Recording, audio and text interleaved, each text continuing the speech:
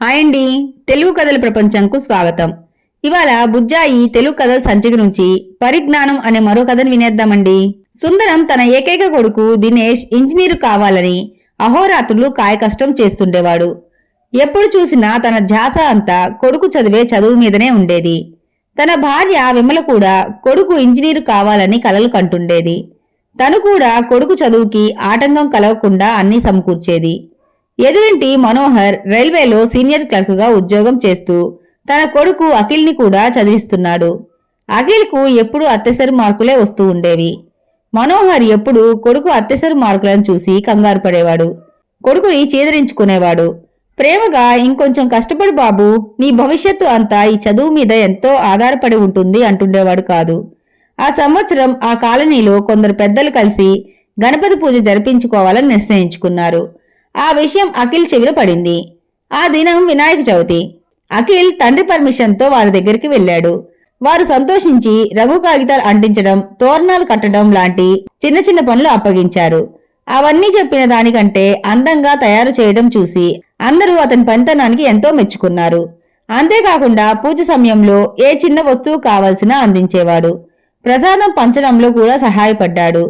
అంతేకాకుండా అక్కడి వారి పట్ల ఎంతో వినయపూర్వకంగా మాట్లాడటం సంతోషం కలిగించింది. పూజ చూడటానికి మనోహర్తో పాటు సుందరం కూడా వెళ్లాడు. అక్కడి వారు మనోహర్తో తన కొడుకు అఖిల్ కట్టిన అలంకరణ అంతా చూపించి అభినందించారు. మాటల్లో సుందరం, మా దినేష్ చాలా సెన్సిటివ్గా రిజర్వ్గా ఉంటాడు, నలుగురిలో వెళ్లాలంటే భయం, కానీ చదువులో సూపర్ అన్నాడు. మనోహర్ విని, ఆ విషయం నాకు తెలుసు, కానీ ఇది పూర్తిగా మీ వ్యక్తిగతం కనుక ఇన్ని దినాలు నేను మాట్లాడలేదు.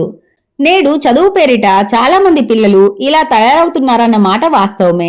దానికి కారణం తల్లిదండ్రుల భయం కొంత అయితే వారి స్వభావాలు కొంత అవుతున్నాయి.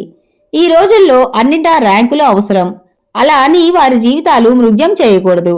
చాలా మంది ఇళ్లలో టీవీ చూడటం నేరంగా భావిస్తారు. ఇది తప్పు.